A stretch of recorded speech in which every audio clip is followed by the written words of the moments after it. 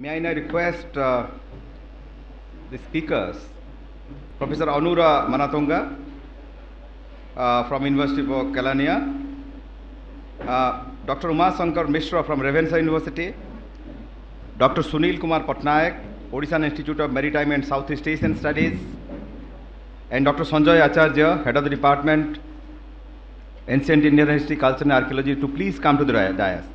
Before I hand over the microphone to Professor Pradhan, of inviting Professor Amiya Kumar Patnaik, who is supposed to be a discussant for the first session, because we exceeded the time, we could not have it. So, Professor Patnaik, please, for your comments, and then Professor Pradhan, you have to continue your session.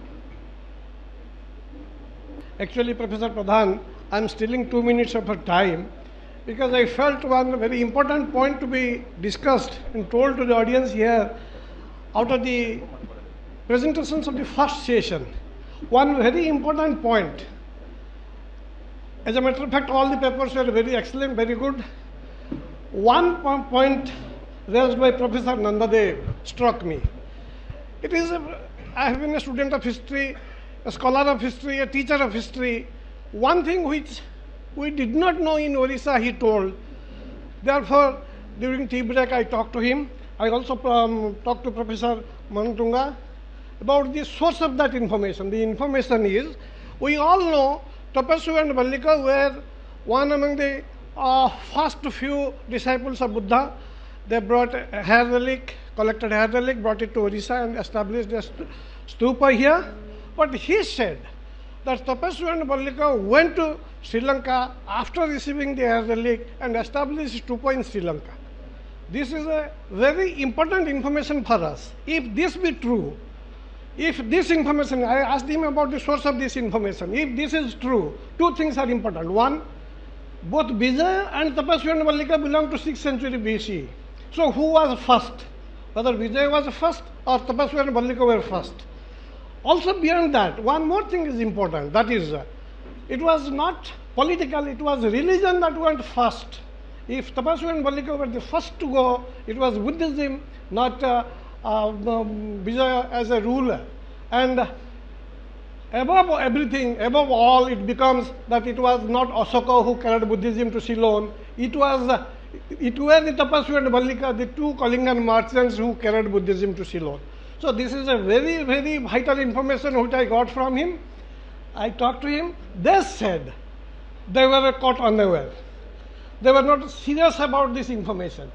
They said this is a very common information in Sri Lanka. All of us know that. But none in Orissa knows that. None in Orissa, I repeat, knows that. They said, when coming into references, they said it is written in a 10th century AD inscription.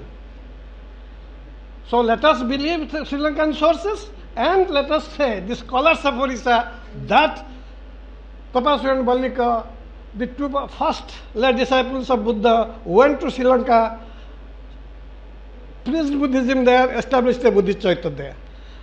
They have assured me to give me the source, complete source. If this be true, something new will be added. Thank you. Taking clue from your talk, sir, if the Tapaswi Vallika story is correct, then again we have a common linguist.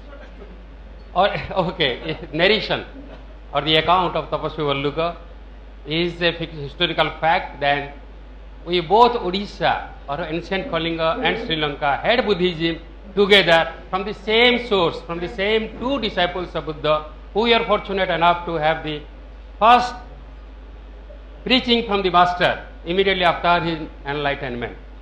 And if that is, and these two persons, these two merchants who were trading in Madhyadasa then and came to Kalinga and enshrined the hair relic in the Ashita Jnana in their hometown. If that is the situation, again these two merchants, the credit goes to these two merchants for this thing also, both in Kalinga and in Sri Lanka. Now we have a common ancestry, common history in respect of Buddhism, and as far as Kalinga is concerned, Buddhism was the religion of the state, as the state religion for at least 1,000 of years, right from the days of Buddha himself. And the head of Buddhism was the Bhaumakara period from the 8th to 10th century. And we see emergence of many monastic establishments, Buddhist establishments all over the state. But for reasons, political reasons, Buddhism lost its ground towards the 12th century AD, and it was lost to oblivion. Buddhism practically disappeared from the state until a little revival in the 16th century. For a short while, Buddhism was forgotten as a religion ever that was there in Odisha, whereas Buddhism was the state religion, I would say, because at one point of time, the Aryans, the Brahmanical literatures, branded Odisha as a land of non-believers, because the dominant faith was Buddhism. So the Aryans used to hate the people of Odisha as per the Brahmanical accounts. That was the powerful sway of Buddhism in the state of Odisha, and that religion eclipsed in the 12th century with the 12th, 13th century because of political consideration. Fortunately, because of the archaeological activities, more than 200 Buddhist sites have come into existence now to the limelight, and important establishments like Ratnagiri, Lalitgiri, Udayagiri, Langudi, or Kuruma, they have come to light, besides many other sites also. Now, this heritage of Buddhism eloquently speak about the great ancestry that we had. Now, I don't want to go into the details, or I don't want to make a presentation over here, because the Ambassador Lalit Mansingh was very particular about limiting ourselves to our own limitations and giving opportunity and time to the panelists to better speak on that subject. I welcome you all to this particular session and request you to kindly restrict to the time, and time has become an important constant for all of us. And we have been allotted 75 minutes, and we have 4 speakers. So I request you to restrict yourself to 12 minutes, 10 to 12 minutes, so that we can devote 5 minutes for discussion. What I could feel in the first session, that enough was said by very competent scholars on various aspects of Buddhism and the linkage, but nothing could be discussed. Discussions should have dominated this scene so that we could gather, like the information from Professor Patnaik, that what is the linkage. Otherwise, it is going one way. It is infliction of lecture. Later, there should be more of a deliberation, more of participation. Let us have that kind of thing in this session. With this, I request you all, I welcome you all to this session and request Professor Anura Manathunge to give his first presentation. My topic is, as you all can see, is on the Kalinga Magga, one of the most critical person and event in Sri Lankan history.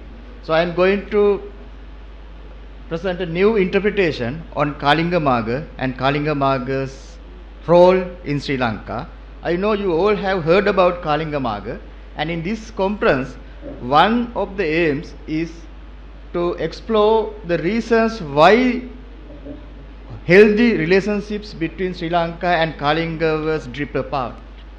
So Kalinga Magga is one of the reasons for that. So now I am going to talk about Kalinga Magga. So I am going to talk on these topics. First I am going to talk on who is Kalinga Magga. I already talked about who is he, and I will explain, and then what is his importance, that also I told you. What are the Buddhist conventions, and I am not going to say about all Buddhist conventions, but the conventions in the relevant period I will speak about, and why Kalinga Magga did the convention, and what is the importance of his convention, and why it was being hidden in the history. And nobody thought that Kalinga Magga did a Buddhist convention. Everybody thought Kalinga Magga was an anti-Buddhist, and you can see from this slide, who was he? He was the brutal invader recorded in the Sri Lankan history. There were several invaders from the beginning of Sri Lankan history, but he was the brutal and most, no words to explain about that, I think. After that only, Sri Lankan civilization stopped from its flourishing period, and we were declining. after his invention. He ransacked Polonnaru and captured the throne in 2015 with the help of 2000 Kerala army. So that's very important. Though he was known as a Kalinga person, he came with not with Kalinga army but with the Kerala army, Malabar army, not with Kalinga people. And this person ruled for 21 years according to the Mahavamsa. But that 21 years was considered as when Vijayabahu owned the tooth relic in 2036, because officially we reckoned the period who owns the tooth relic. The tooth relic was brought from Kalinga to Sri Lanka, and who owned the tooth relic is the legal owner of our country. So even today, when Prime Minister or the President elected, he first go to the tooth relic temple and worshipped it and then start his work. Right? That was the tradition of Sri Lanka. And Vijayabahu III, he captured tooth relic and took it to his kingdom, his newly founded kingdom at Dambadeniya in 1236. And that date we consider the rule of Kalinga Maga came to an end. But actually, he has ruled the country for 40 years, but not as officially recognized ruler, but probably as an invader, or not an official king. He ruled 40 years, finally defeated in 1255 by son of King Vijayabahu, the Parakrambahu II. And in this slide, you can see where is Anuradhapura, Polonnaru and Dambadeniya. So Kalinga Maga ruled the country for 21 years or 40 years from Polonnaruwa, and after his rule, we consider the Polonnaruwa kingdom came to an end. Actually, he was the last king of Polonnaruwa, but our historians don't consider him as a legal king, and we consider his invention is the end of Polonnaruwa kingdom, rule of the country, and we consider him as occupied person, occupied army of Keralites with Kalinga Maga. And after his rule, and after he was defeated, King Vijayabahu III established his kingdom at Dambadeniya, and the power shifted from this area to this area, and this area was covered by thick forest for centuries and became ruined, and these are the major ruined cities in Sri Lanka now. And later Dambadeniya became a kingdom, and then it shifted to Candicot and that other areas like Colombo. And then this is the Polonnaruwa, where Kalinga Maga ruled for some time. And this is the council chamber of Polonnaruwa. So it is the council chamber of King Nisanka Malla, who was a Kalinga king. And probably the Kalinga Maga was also used the same council chamber. We don't know about that. But this is the palace of Polonnaruwa. And this palace was believed to be burned by Kalinga Maga. And still we can see the burned marks. Some burnt bricks and some kind of lumps of bricks we can see here and there after burning that. So we believe that this was burnt by Kalinga Maga. And this is one of the stupas, and it was built by King Nisanka Malla, the Kalinga king, and this was broken by Kalinga Maga, and he stole everything inside that. So then I will directly go to the description given in the Mahavamsa about Kalinga Maga's invention. So you can read this. I think I am not going. No, I will read. While this, I quote from the Mahavamsa, the great chronicle of Sri Lanka. While thus his great warriors oppressed the people, boasting cruelly everywhere, we are Kerala warriors. They tore from the people their garments, their ornaments, and the like. Corrupted the good morals of the family which had been observed for ages, cut off hands and feet and the like of the people, destroyed many houses and tied up cows, oxen and other cattle which they made their own property. After they had put fetters on the wealthy and rich people and had tortured them and taken away all their possessions, they made poor people of them. They wrecked the images of houses, destroyed many chaityas, ravaged the viharas and mutilated the lay brethren. They flogged the children, tormented the 5 groups of comrades of the order means the Samahasanga, made the people carry burdens and forced them to do heavy labor. And see, it continues. Many books, known and famous, they tore from their code and strewed them hither and there. None other innovator has done this kind of thing, but he did it.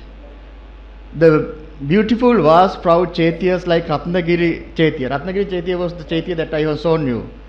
It was made by Nisanka Malla. Chaitya and others which embodied as it were the glory of former fire kings. They destroyed by overthrowing them and allowing, alas, many of the body relics, their souls as it were, to disappear.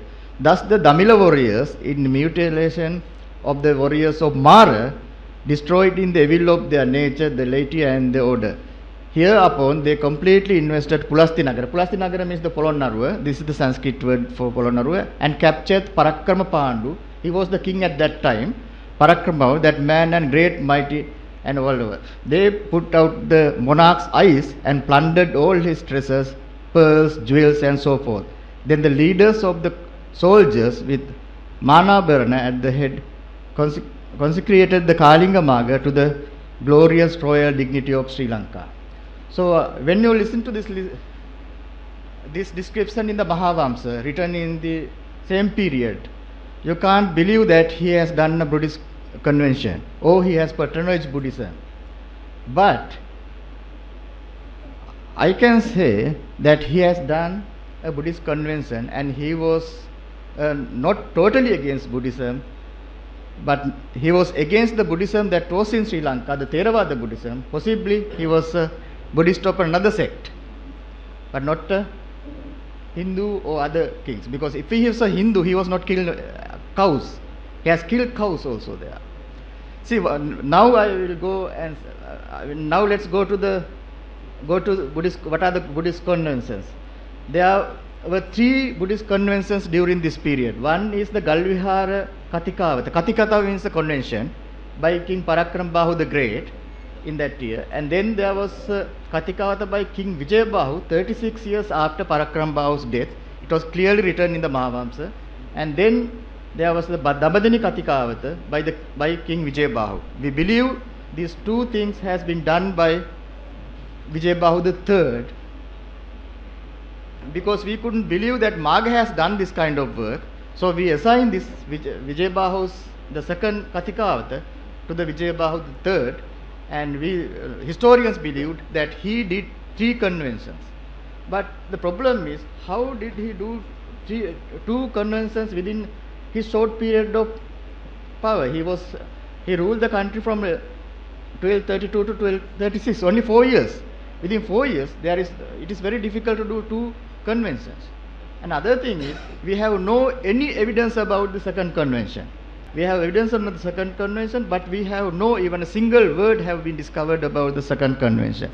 See, this is the Galvihara of Polonnaruwa, the first convention I mentioned about, is written here in an inscription. So it is published, you can find. And Damadiniya convention is in the book and is also published. But Maga's the second convention mentioned that by 36 years after Vijayabahu has not been written anywhere. But now I think that has been done by Kalinga Maga. Why? How do I say so? According to one of the chronicles called Damadini Sirita, it mentioned that the second convention was after 36 years of death of King Parakrambahu. Hence it is exactly on 1222 AC, which exactly follows the Kalinga Maga's rule. Because in the Mahavamsa, it says, in Damadini Sirita, it says that the second convention did after 36 years of Parakrambahu's death. Parakrambahu died exactly in 1186, and if we count 36 years, it falls into 1222. So it means that falls into Kalinga Maga's period. And then secondly, the Nikaya Sangrahaya, another chronicle, says this tyrannical rule of Kalinga Maga was only during the beginning of his rule, but not during the whole period of his rule. Right? It means he has changed his attitude later on. Otherwise, he can't rule for 21 years in our country, or at least 40 years or 21 years he can't rule without having the help of people. And the Mahavamsa itself says, Kalinga Maga associated with one person called Jayabahu and ruled the country, sharing both of them. And Jayabahu, it seems, the Sri Lankan person, according to his name. Right? So it was some kind of, today we call it hybrid rule in Sri Lanka. It's like that. In those days there was a hybrid government rule during the Kalinga Maga's time. The other most important thing is that actually the Nikaya Sangrahaya says the Kalinga Maga was known as a Kalinga Vijayabahu. He was not known as Kalinga Maga. He was not, his lay name was Maga, but he became king in the name of Vijayabahu. Therefore, the convention referred to 36 years after Parakrama Bahu has been done by this Vijayabahu, who was Kalinga Maga, not by the third Vijayabahu the third of Damadeniya. So this is my conclusion. That's all. Thank you very much. Good evening, respected chairperson, distinguished speakers and listeners of this evening session.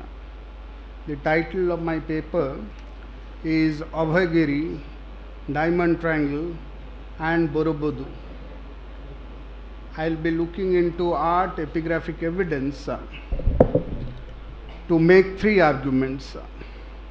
The first argument is that when we talk of history of Buddhism, be it in Sri Lanka or be it in India, should not be seen in a linear way in which Buddhism of Buddha's time continued for eternal times.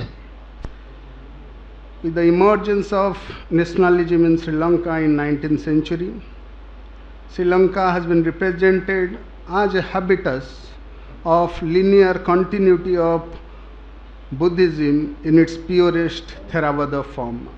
This is far from truth, as in India for about 1500 years or more than that, Buddhism survived in its multi-layered history, in its multi-layered form. So also in Sri Lanka, even though Theravada Buddhism was considered to be the dominant form, other forms of Buddhism continued in Anuradhapura itself, which is the cultural and political capital of Sri Lanka up to 13th century AD.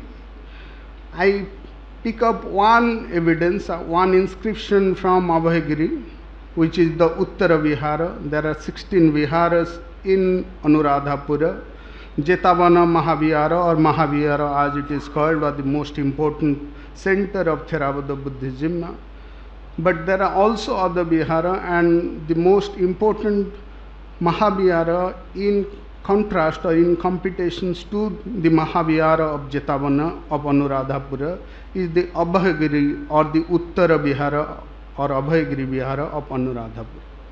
And we have one evidence during Anuradhapura excavation or Abhayagiri excavation project in 1940-45. They are inscriptions in 10 lines. They are in granite stones, which are dismissed thereafter. Only in 1963, Nandasena Mudiyani transliterated that inscription and termed it as a Dharani. Dharani came into picture in Buddhism in around 4th, 5th century AD and subsequently became very popular in Vajrayana period. And we have a Dharani therefore in Abhayagiri, and that Dharani has strong parallel with Dharanis that we have found from Cuttack Museum inscriptions, which is now today in the Odisha State Museum. And we have the largest collection of excavated Dharani from Ratnagiri and Udayagiri. Some of the Dharani literature and Dharani inscription has become quite popular today in scholastic circle, and last year School of Oriental and African Studies devoted one special volume on Dharanis which are found from different parts of the world.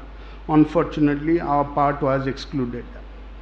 Therefore, Dharani that we have found from Abhayagiri has strong parallel with the Dharanis that we have from Odisha, especially from Cuttack stone inscriptions as well as from Udayagiri. That I'll obviously not elaborate, but I'll touch upon that. Then I'll look into the context. In what context Abhayagiri do you find this Dharani? As I told you, Abhayagiri emerged as a competing center to the Jetavana Mahavihara of Anuradhapura. And we have evidence right from Wangchuang onwards about the presence of Mahayana in Abhayagiri, which was not liked by the Jetavana monastic or the monks of the Jetavana Mahavihara. Therefore, Abhayagiri Vasini is separately alluded to. Therefore, there was always a competition between Abhayagiri and Jetavana Mahavihara. Wangchuang refers to this. Also in 9th century AD, we have evidence of Parvatakas. We have also evidence in Chudavansa and Mahavansa which says that Betulabadis were living in Abhayagiri, which was not liked, which had strong similarity with Mahayana doctrines, and which was not liked by Jetavanas, Mahaviharis. Therefore, we have evidence of competition between Abhayagiri and the Jetavana Mahavihara.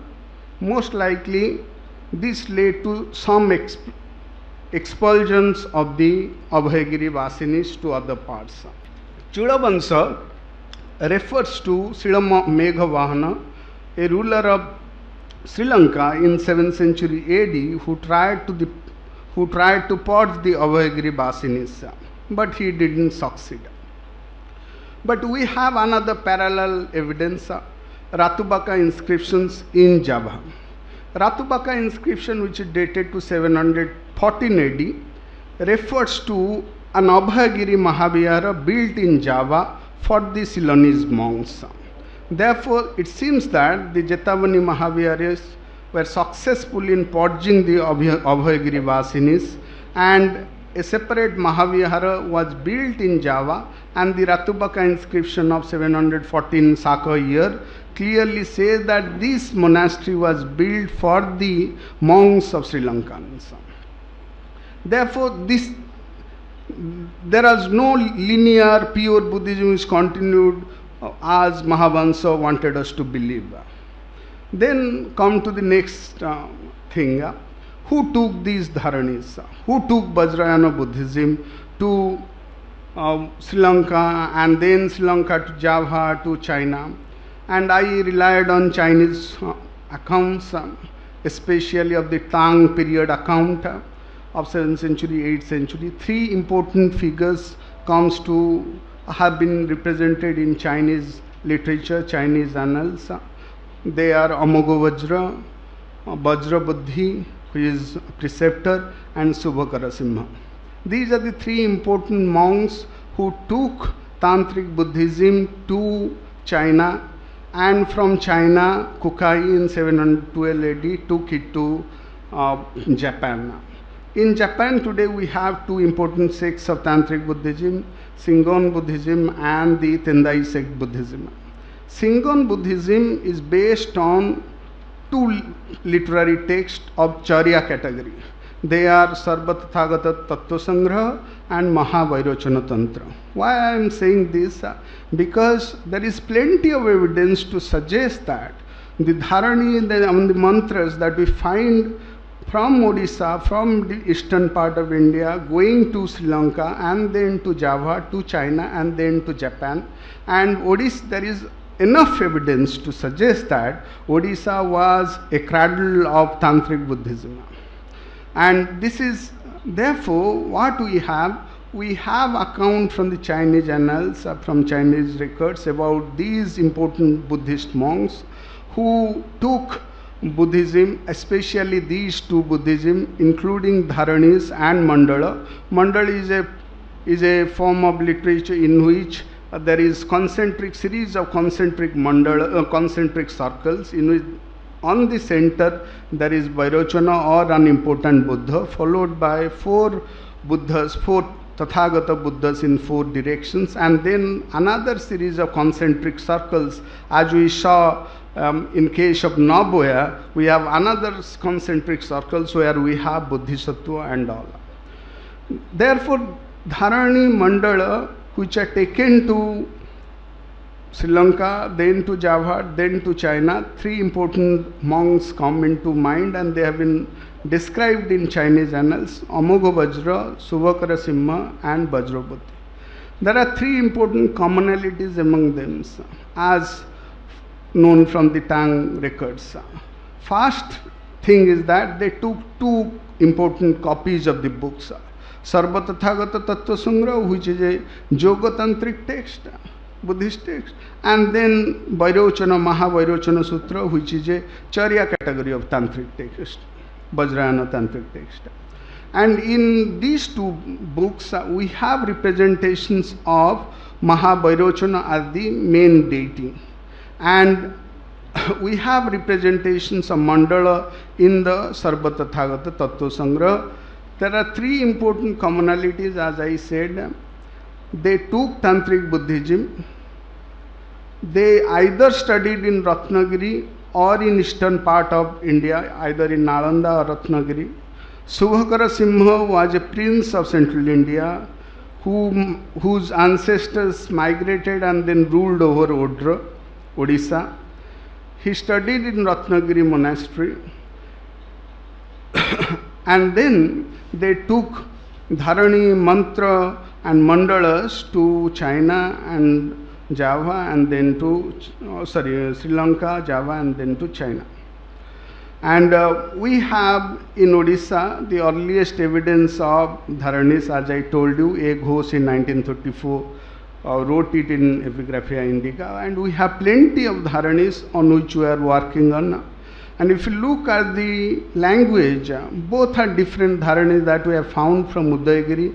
Is a Buddhi Garbha Lankara Lakshya Dharani, whereas the Abhayagiri Dharani is different. It is taken from a Mahayana text. But both say that the language is very similar. Both say that if you copy this Dharani and if you put it inside a stupa, you will get the merit of 1 lakh stupa consecrations. The Abhayagiri Dharani says that you will get the benefit of 99,000 of stupas consecrations benefit. Therefore, the language is very similar. It's very difficult to translate these mantras. Earlier it was dismissed as magical formula, but we have now plenty of writing on Dharani and we are working on them. But moot point is this, that Dharani, Mandala and other forms of Vajrayana Buddhism went from Eastern India in the form of Sarva Tathagata Tattva Sangraha text and Mahavairocana Sutra text, which contains Dharani and Mandalas. They went from Sri Lanka, from Eastern India to Sri Lanka, to China, to Southeast Asia and Japan, China and Japan.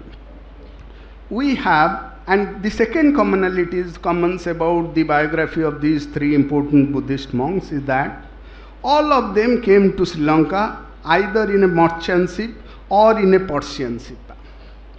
Therefore, all of them traveled the Buddhist countries or the littoral countries of the Indian Ocean in a Persian ship or in a merchant ship. Therefore, trade and Buddhism juxtaposed together. Third thing that is common about them is that all of them found patronage in Chinese court, because these are all Chinese annals from which we are reconstructing the history, even though, Kanju text also talks about many of the translations of the Buddhist texts by Amogha Vajra. These three commonalities brings to us the fact that Buddhism continued in 8th century AD up to 10th, 11th century AD. We have sufficient evidence to suggest that Odisha is the cradle of Vajrayana Buddhism, because Dharani, Mandala and the text itself, the Mahavairocana Sutra, we have the earliest evidence from Odisha. In a 6th, 7th century or late 6th century, early 7th century AD, Dr. Jivan Patnaik will correct me, we have an image from Lalitgiri, an image of Abhisambodhi Vairocana. On the back slab of the Vairocana image, we have the mantra of the Mahavairochana Sutra. A single line mantra taken from chapter 6 of the Mahavairochana Sutra inscribed on this important image. And therefore we have the earliest epigraphic evidence of the use of this important text called Mahavairochana Sutra, which forms the basis of Shingon Buddhism and Chinese Tantric Buddhism. We have also earliest evidence of sculptural mandala and Buddhist stupa mandalas. Udayagiri stupa is a Vajradhatu mandala and a Garbhadhatu mandala as per the Sarva Tathagata text as Tattva Sangra. While transmitting this text, all of them stopped in Java. And we know that from 8th century AD onwards, we have many evidence of the presence of Tantric Buddhism in Java.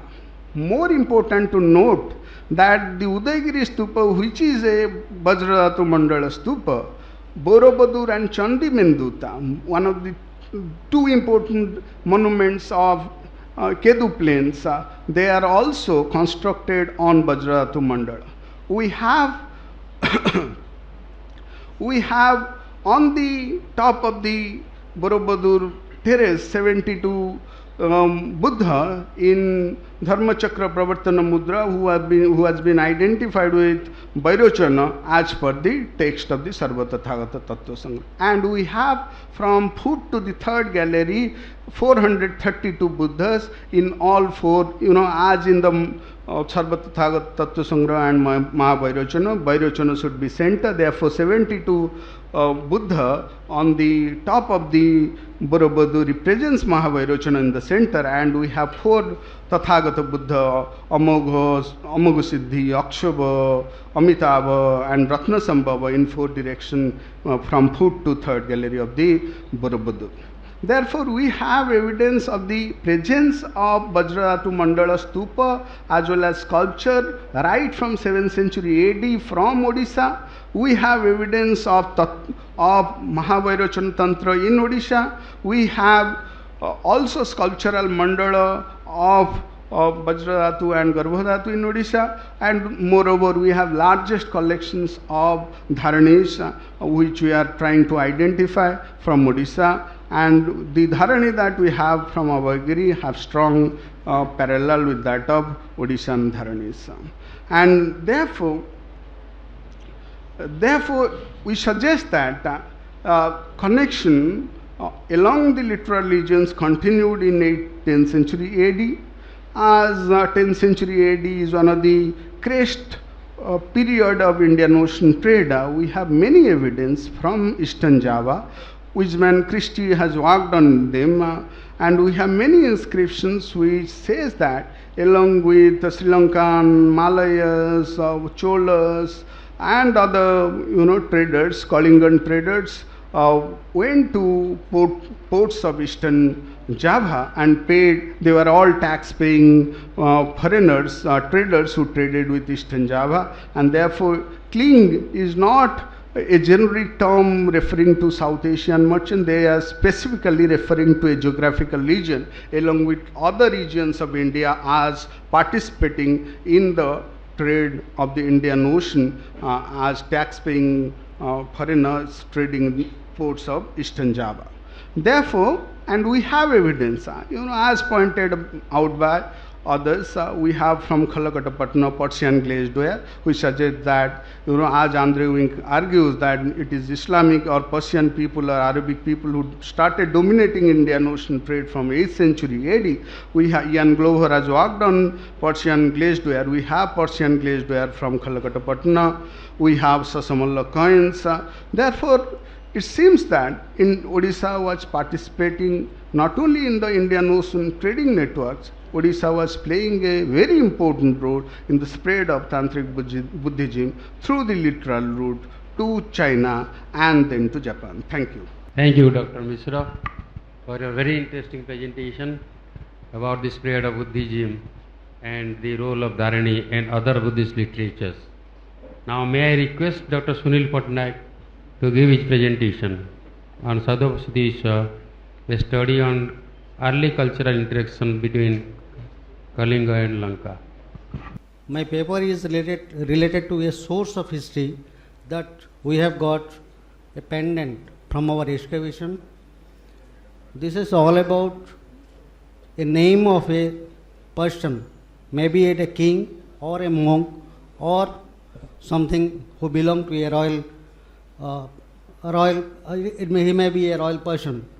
So, as you know, we have discussed all about the Buddhism in eastern coast and Sri Lanka in the earlier session, as well as my predecessors, they have discussed about the growth of Buddhism after Ashoka, as well as its continuation up to 12th-13th century AD.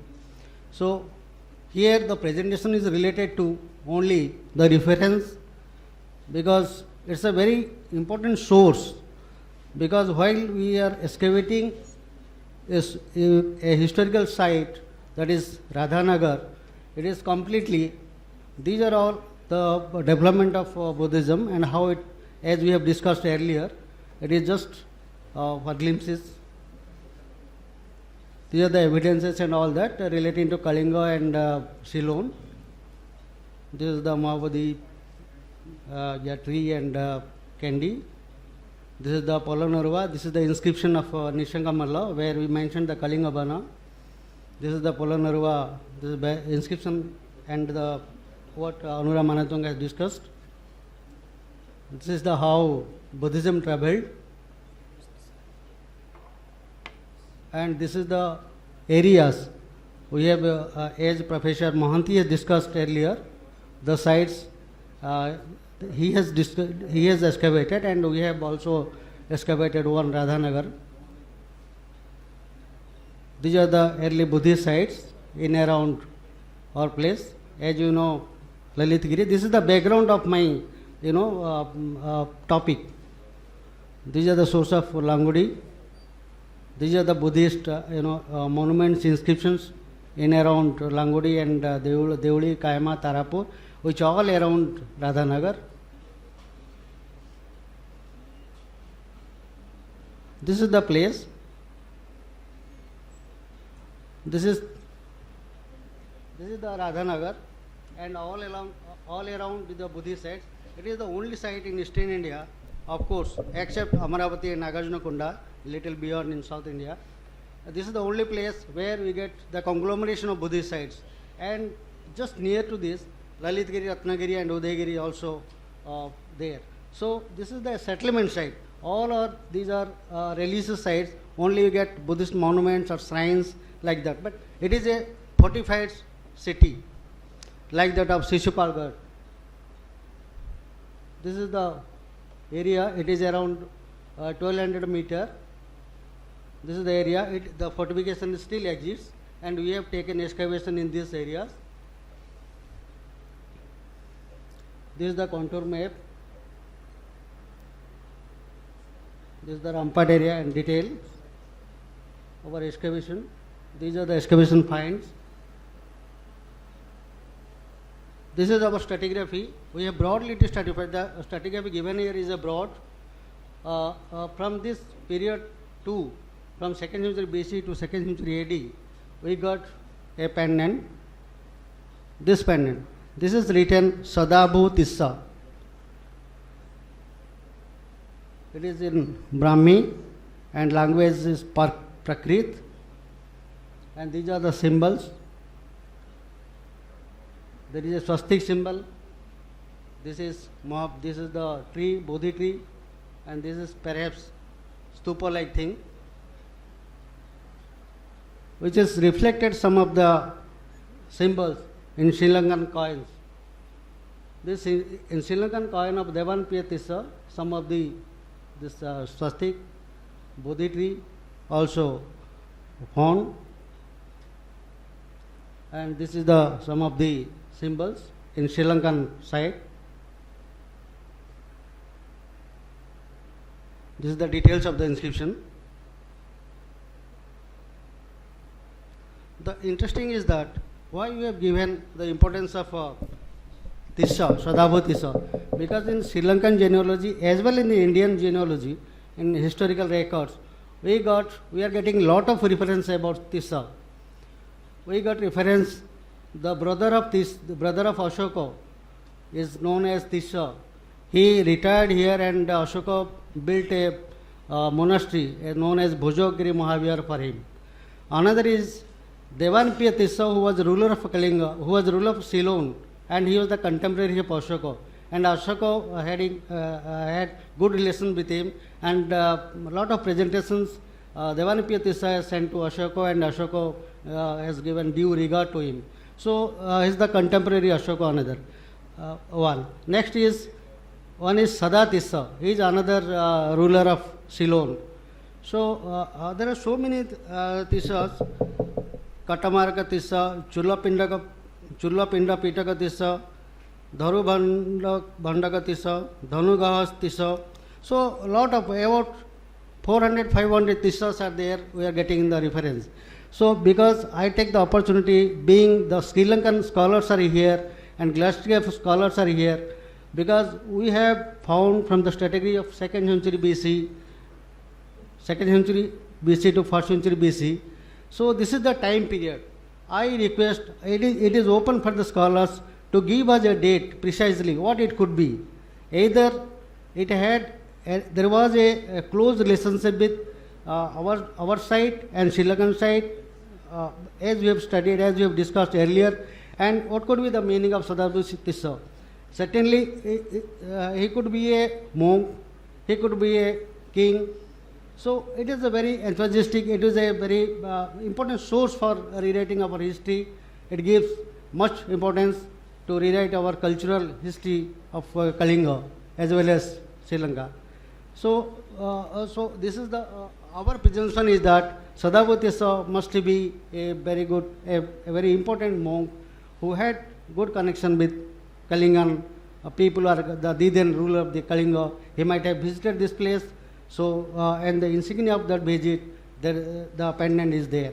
Thank you. Thank you, Dr. Patnaik, for your presentation and bringing to forth the evidence from Radhanagar.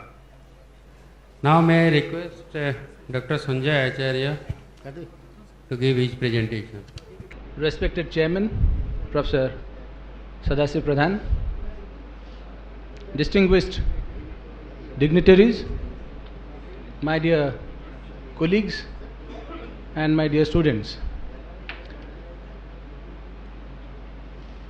Today I am here to talk on a subject that is historical linkage of Kalinga and Simhala or Sri Lanka. I have had planned to present my paper in two segments. On the first, I wanted to talk about the links that Kalinga had or Sri Lanka had with Orissa or vice versa. And on the other side, I wanted to look into to what extent Buddhism had played a part in starting off interaction between Kalinga and Sri Lanka. Through sculptures, I want to, like, if we say that Buddhism is an independent religion, like when I was a young student studying in the college, I had read that both Jainism and Buddhism were twin sisters, rebel children of Hinduism, that they should not be identified as independent religion. But at present, I think they have taken definite independent identity. So now coming back to the linkages, I think in the first session, even now, a lot of things have been discussed about the relationship that the political, cultural, trade relationship that Kalinga had with Sri Lanka or Sri Lanka had with Kalinga, that has been discussed, I think, at length. I think at least 4 speakers have touched these points, and I deem that it's not absolutely necessary on my part to discuss these points over and over again, wasting time. The second part was, like, I would straight come down to the aspect of the influence of Buddhism on art architecture, and to what extent, like, through Buddhism, Sri Lanka and Kalinga in their art and architecture have influenced each other. Was Buddhist art a watertight compartment where Hindu art did not invade, or was Hindu art a complete separate segment where Buddhism could not invade? I think my Sri Lankan friends here would definitely look into. I just have 1 or 2 photographs of Sri Lanka, Buddha, which I would like to show in comparison to that we have in Orissa. I think just now Mr. Patnaik, Sunil Patnaik talked about Tisha, that Ashoka, like he was his, at many points we get to know that Tisha was his younger brother, and that he had very good equation with him, and that Ashoka had built a monastery for his younger brother Tisha in Kalinga, and that was Bhojokagiri Vihara. Don't think that has yet been identified. Huensang writes about Pushpagiri, where like foreign students came to learn Buddhist theology. Again, Pushpagiri has not yet been identified. So that shows that Kalinga definitely had some interaction with Sri Lanka. Now coming down to like Buddhism in Orissa, I think in the 3rd century BC and up to like from the time of Ashoka up to the 13th century AD, I think Buddhism has had its spread in Kalinga. Like we have the Dholi elephant that belongs to the 3rd century BC, we have the lion capital which we have in the Bhaskareshwara temple, we have the capital which is placed in the museum, and many viharas and stupas have been built. You see, after Ashoka, almost up to the Bhomakaras, that is almost 8th, 9th century, we don't have a very clear-cut definition of what sort of patronage Buddhism was getting. But again, when we look at the monasteries of or the Buddhist sites of Lalitagiri, Ratnagiri and Udayagiri, one definitely concludes that Buddhism definitely was well off. But again, after the Bhomakaras, with the coming in of the Somavansis and the Gangas, who all of us we know were patrons of Shaivism, maybe Buddhism did not have much of its patronage that it was having. I would straight away come back to this point of influencing like Hindu or Brahminical art, to what extent it has influenced Buddhism, or to what extent Buddhism has influenced Brahminical art, which was first, which was second. So now if you look at an image of Buddha, you find that Buddha with a Lakuta becomes Lakulisa. Avalokiteshvara, if you look at his attributes, one can identify him as Vishnu. Jambala, you can identify him with Kubera. And similarly, Manjusri with Kartikeya, and Arya Saraswati with Saraswati, and Krishna Yamari with Yama. There are many, many such. And again, if you look at the incarnations of Vishnu, gradually I think Buddha got into, even into the potter paintings, he came into as the 9th incarnation. So here I would like to show these 2 images.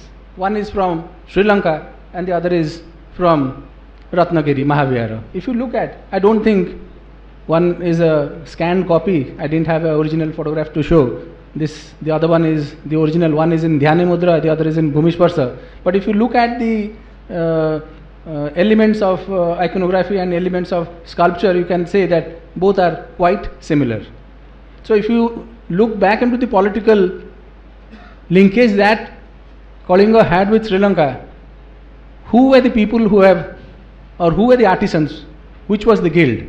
Was the guild from Kalinga, or was it an independent guild? I think there is lot of things to be looked into and researched. I can show you here 2. One, you have an image of Buddha. This is in the museum of the Archaeological Survey Museum at Ratnagiri, and this is again another image of Lakulisa in the Parasurameshwar temple. Just have a look and see you hardly find a difference. And many people talked about the Bodhi tree that Sanghamitra carried to Sri Lanka, and here it's again an image, it's an artist image that has been represented in a book which was it's a drawing which was published in 1855, and here you have an image, and this is again the location at Kandy, where the truth relic which was carried from here for safekeeping, well, was it for safekeeping or was it transferred? For whatever the reason may be, you have that, the truth relic, here at this location. And this again is a drawing of the 7th century AD, where Mahindra met Tissa. This is again a visual drawing. And if you come back to Orissa, the earliest Buddhist site that we have is Langudi, which dates to the early Christian era. And then as you come back, you have Lalitgiri. I think all of you have an idea as to why Lalitgiri is very important. You have here the monastery, you have a stupa, and the Chaitya, an apsidal setup. And again, this is the next in sequence, where you have Udaygiri. You have a beautiful stupa where you have Umakanta Mishra just talked about, and here is the photograph, and here this is the stupa where you have the Dhyani Buddhas on the four sides. This is another monastery. This is site or Udaygiri 2, which has been termed as Singaprastha Mahavihara. Unfortunately, I don't have a photograph of the lion base to be shown. And here you have Ratnagiri, which is probably one of the best in eastern India. Buddhist monastery, stupa, and everything taken together. So my question is that one has to now very sincerely look into, very deeply look into the aspect of, like, to what extent Buddhism, the Brahminical faith have influenced each other in art architecture, and to what extent these have been translated or been transmitted, or interactions between Sri Lanka and Kalinga, to what extent they have really gone into, or we just are saying that yes, there was interaction. Interaction was there in trade and other aspect. To what extent it has influenced art and architecture, that has to be looked into. Well, this is all that I have to say. Thank you. We have come to the end of the session within the time maybe. Now we have little time for floor participation. In this session we have 4 discussants. Dr. Bimalendu Mahanti, Dr. B.K. Ratha and Dr. Jivan Patnaik. I am sure Dr. Mahanti and Dr. Rath are not here, and Dr. Jivan Patnaik is here. Dr. Patnaik, would you like to have some comments? Yeah, most welcome. That we have heard the deliberations of 4 eminent deliberations, that to my mind the paper read by Dr. Patnaik, that Tissa, so there is a very interesting evidence coming from Radhanagar. Exactly the date of Tissa is to be ascertained. That's what he wanted. And my dear Sri Lankan friends are here, so I request also them to help Mr. Patnaik to unravel the truth about Tissa, so that a linkage can be established between Kalinga and Lanka. Number 2, the paper presented by Dr. Uma Shankar Mishra about this Vajrayana, the spread of Vajrayana in Sri Lanka, that Abhayagiri connection. So we heard lot about Theravada Buddhism in Sri Lanka, but that it is a new fact he has also delivered in his deliberation, that Vajrayana was also popular in early medieval period in Sri Lanka. Thirdly, the deliberation made by Dr. Acharya is also very interesting. He has also made interesting comparison between the Buddha of Lanka and Kalinga. So there is close similarities, close affinities about the school of art. That shows that some sort of political, cultural interaction might have been in existence between 2 parts of the globe. So, in this August forum, I will request all the scholars to have a deep look into, deep thought about this subject so that new fact can be brought out. Thank you. Any other comments from the floor? Yeah, Dr. Sheila Tripathi. If you look into the maritime history of east coast of India or India in general, the contribution of Tamils is, much recorded in terms of inscriptions and evidences from India and other parts of the world. When we talk about Orissa and Sri Lankan relation after 10th century and after 8th century, 10th century, 12th century, after 8th century the Arabs came to Bay of Bengal where the trade system started declining. Similarly, when the Tamil Chola dynasty, Rajaraja Chola and Rajendra Chola, they came, and in the Rajendra Chola's Tanjore temple, we have number of inscriptions. Even one or few inscriptions are mentioning they have conquered whole of Southeast Asia and Lakshadweep and some parts of Sri Lanka. If we will take into account the evidences of Rajaraja Chola and Rajendra Chola, what was the impact of Chola dynasty on the maritime trade relation between Orissa and Sri Lanka? It's my pleasant duty to conclude the session now. I had the privilege of chairing a session wherein four eminent persons presented their papers on various aspects of Lanka, Sri Lanka, Lanka and Kalinga contacts, interactions. My only comment would be, what was yesterday is today in Sri Lanka as far as Buddhism is concerned. We had the religion centuries back, and now the religion in Odisha languishing in 5 villages: Maniaban, Nuapatna, Ragadi, Mahamadpur and Sarsara. These are the 5 villages where you find something or some sort of Buddhism prevailing, existing as a religion, as a belief system. Whereas in Sri Lanka today, Buddhism is a dominant religion along with Hinduism and other religions and beliefs. We had a common heritage.